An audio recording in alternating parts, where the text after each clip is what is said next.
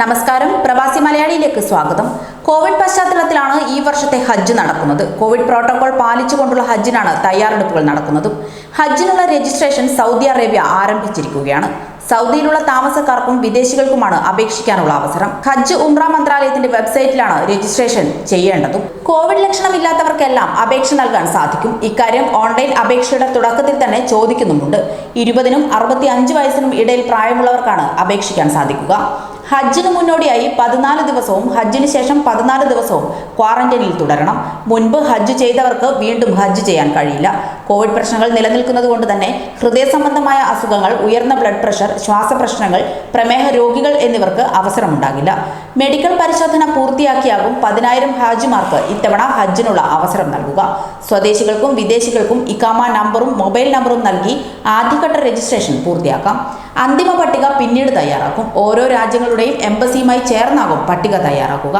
ഇത്തവണത്തെ ഹജ്ജിനുള്ള പ്രോട്ടോകോളും മന്ത്രാലയം ഇന്ന് പുറത്തിറക്കിയിരുന്നു. അവ ഇതാണ്. 8 അനുച്ഛേദങ്ങളുള്ളതാണ് പ്രത്യേക പ്രോട്ടോകോൾ.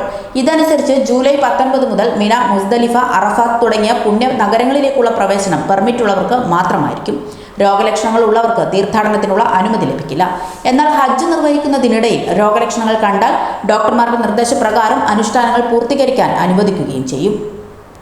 ഹാജിമാരും തീർത്ഥാടകർക്ക് സേവനം ചെയ്യുന്നവരും മുഴുവൻ സമയവും മാസ്ക് ധരിച്ചിരിക്കണം. തീർത്ഥാടകർ അനുഷ്ഠാനങ്ങൾ നിർവഹിക്കുന്നിടത്തും സമയം ചെലവഴിക്കുന്നിടത്തും അകലം പാലിച്ചിരിക്കണം. തീർത്ഥാടകരെ സ്വീകരിക്കുന്ന സ്ഥലം, താമസ സ്ഥലം, ലഗേജുകൾ കൈമാറുന്ന സമയം, ഭക്ഷണശാല, എലിവേറ്റർ, ഇലക്ട്രോണിക് ലാഡർ തുടങ്ങിയ സേവന വേളയിലെല്ലാം തന്നെ കോവിഡ് സുരക്ഷാ മാനദണ്ഡങ്ങൾ പാലിച്ചിരിക്കണമെന്നും കർശനമായ നിർദ്ദേശങ്ങളുണ്ട്. ഉപയോഗിക്കുന്ന സാധനങ്ങൾ പങ്കുവെക്കുന്ന രീതിയിലാവരുത്. ബാർബർ ഷോപ്പുകളിൽ ആവശ്യമായ ആരോഗ്യ മുൻകരുതലുകൾ സ്വീകരിച്ചിരിക്കണം.